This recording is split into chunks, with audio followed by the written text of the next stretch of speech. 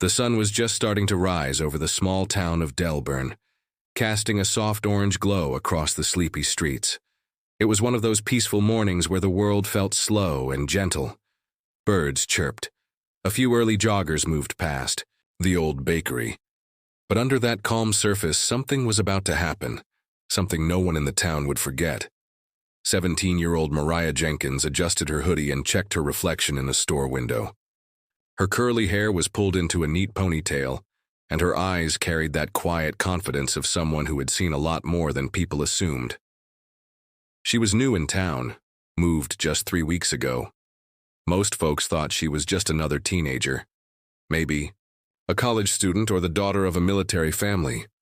No one knew her real story, and she wasn't ready to share it just yet. This morning, Mariah was walking to the corner store to grab a breakfast sandwich and a sports drink. She had purposely taken the long route through Maple Avenue, past the police department, just to get a better feel of the area. She liked to observe, to listen, to learn how people moved when they thought no one important was watching. As she walked, she noticed a few cops parked outside the diner, laughing loudly, sipping coffee from paper cups. Most of them paid her no mind. But one officer, a tall man with a buzz cut and mirrored sunglasses, locked eyes with her and narrowed his gaze. He said something to his buddy and chuckled. Mariah didn't stop. She dealt with men like him. She knew the type. But even she wasn't prepared for what happened next. Just as she crossed the street, the officer slowly pulled his cruiser beside her. The window slid down with a quiet hum. "Hey," he barked. "Where you headed this early?" Mariah paused. "Just grabbing breakfast. You don't look like you belong around here." "You lost?" She gave a polite smile. "No, sir, just new." But her calmness seemed to irritate him. Without warning, he reached inside the car, grabbed a bottle of water and threw its contents out the window, right onto her hoodie. The cold splash hit her chest, soaking through the fabric. Time seemed to freeze. The people nearby gasped. A woman loading groceries into her car dropped her keys. A little boy standing with his mom clutched her hand tighter. No one said a word. The officer leaned out the window and smirked. "Oops, my hand slipped."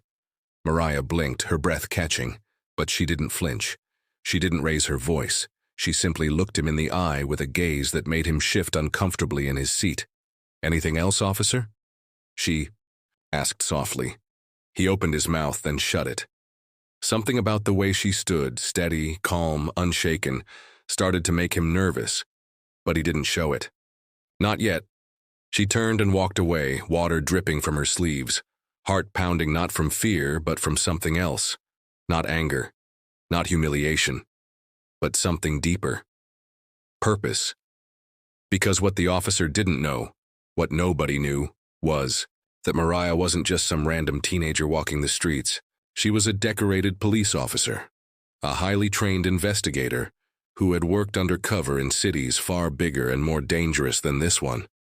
And now, she was here on a quiet mission, sent to investigate the rising complaints of racism and misconduct within the Delburn Police Department.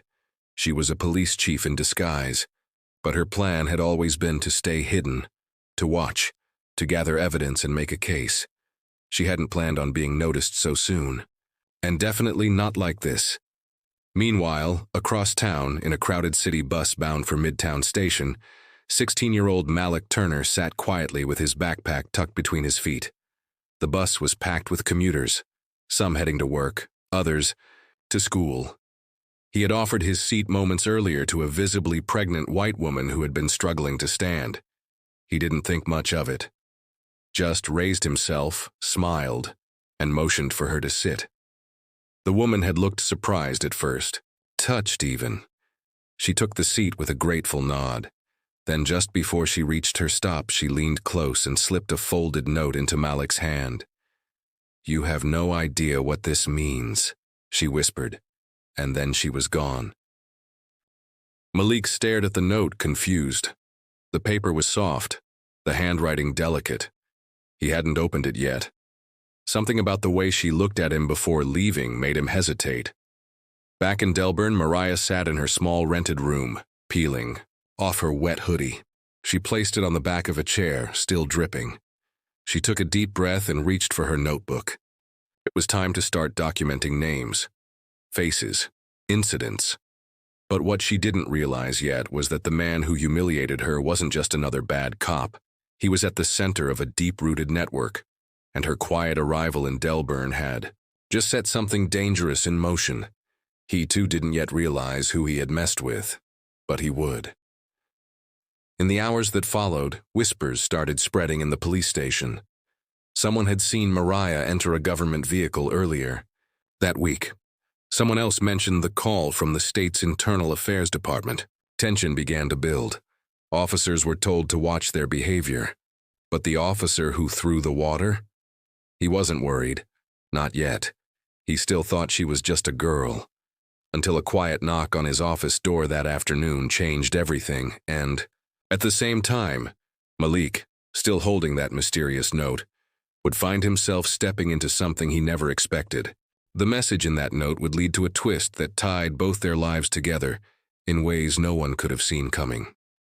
The town of Delburn was about to become the center of a story that tested people's hearts, their biases, and their courage.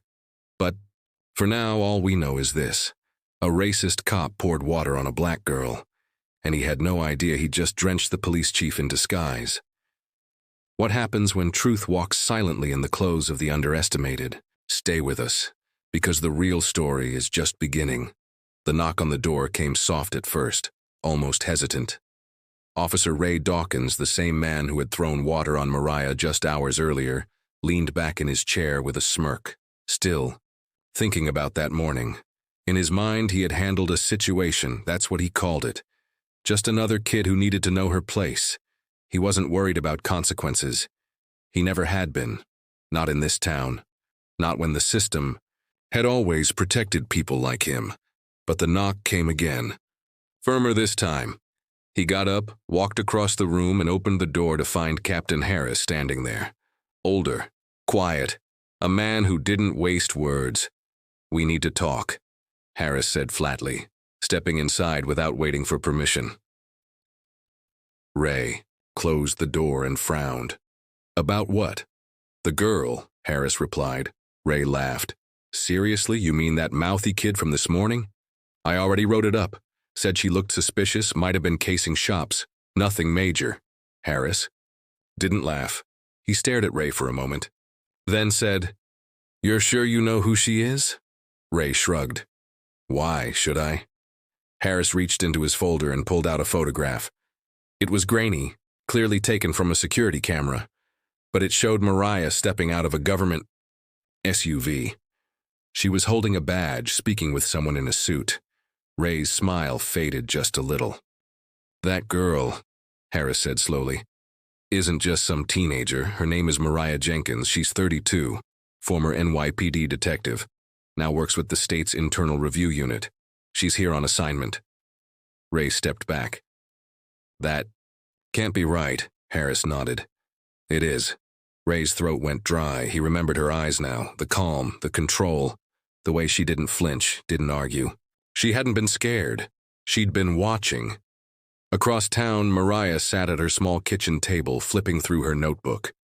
She had filled 3 pages already, documenting names, times, locations, incidents. She'd only been in Delburn a short while, but the stories from locals had poured in. Quiet stories, whispers. Black teens pulled over for walking too slow. Latina moms followed through stores. White officers using words they'd never say on camera. She had heard enough to know this was more than a few bad apples. It was a pattern, protected by silence, fed by fear, and now she was no longer invisible. That cop had forced her into the light, which meant she had to move faster. She picked up her phone and dialed a secure number. When the voice on the other end answered, she kept her tone steady. "I've been exposed," she said. "Time to accelerate the timeline." Back on the bus, Malik finally unfolded the note the woman had handed him. His hands were a little shaky. He wasn't sure why. Something about that moment still stuck with him. She had looked at him like she knew something. like she had seen something in him he hadn't seen in himself. The note read, "I was going to give up today. You reminded me there are still kind people in the world. Call this number. Tell them I sent you. Your life is about to change." Below the message was a phone number, no name, no explanation. Malik sat there staring at it, heart thudding. He had no idea who she was or why she would say something like that. But the way she'd spoken, the way her eyes had welled up like she was holding back more than just gratitude, stayed with him. After getting off the bus, he walked a few blocks before finally stopping near the community center. He took out his phone, dialed the number. It rang twice, then a voice picked up. Calm, professional. "You've reached the Northlight Foundation. Who may I say is calling?" Malik hesitated. A lady gave me this number on the bus." There was a pause on the line. "Describe her," the voice said. He did. Curly blonde hair, maybe in her 30s, pregnant, kind eyes. Another silence. Then, "We've been expecting this call. What's your name?" "Malik Turner." The woman's voice shifted like she was suddenly more alert. "You're on the list. Please be available for a video call at 6 p.m. We'll text you a link." The call ended before he could ask any questions. He just stood there, confused, clutching his phone, wondering what kind of list he'd just been placed on. Back in Delburn, word was starting to spread quietly among officers. The girl from that morning was no kid. Some felt nervous, some annoyed, others curious, but Ray? He was panicking under the surface, even though he wouldn't admit it. He had crossed a line, one he might not come back from. He drove home early that day, locked his front door, poured a drink, then opened his laptop and began deleting old files, body cam, footage, complaint records, anything he thought could tie him to a pattern. But what he didn't know was that Mariah had already accessed those files through her clearance. She'd copied them, filed them, backed them up twice. The investigation had already begun. And now, with the truth creeping closer, the people who had once felt untouchable were starting to sweat. Mariah didn't want to make enemies. She wasn't there for revenge. But she had a job to do. And if doing it meant exposing men like Ray Dawkins, so be it. That night, she pulled on a fresh hoodie and stepped outside. The town looked different now, less quiet, more watchful, as if even the street lamps knew something had changed. She walked down the sidewalk, unnoticed this time, and disappeared into a narrow alley behind the courthouse. At the end of the alley, she knocked twice on a metal door. It opened slowly. Inside, a woman with salt and pepper hair stood waiting. "You're early," she said. "I got moved up," Mariah replied. The woman nodded. "Then let's get started." Back in his small bedroom, Malik sat in front of his cracked laptop. The screen glowed as the video call connected. A man in a suite appeared, well-dressed, calm eyes, sitting in what looked like an office lined with bookshelves. "Malik," he said, smiling gently. "Thank you for joining us." "Who are you?" Malik asked. "My name is Mr. Lennox. I run a youth mentorship program. The woman you met on the bus. She's one of our directors. You showed her kindness when she needed it most. She asked us to look into your story." "My story?" Malik asked, confused. Lennox nodded. "We know you've been through some things, your school file, your part-time work, your mom's situation. We see a lot of potential in you, and we'd like to offer you something." "What kind of something?" But Lennox just smiled. "Let's just say, it starts with a scholarship, but it doesn't end there." Malik stared at the screen, his mind racing. All this because he gave up a seat.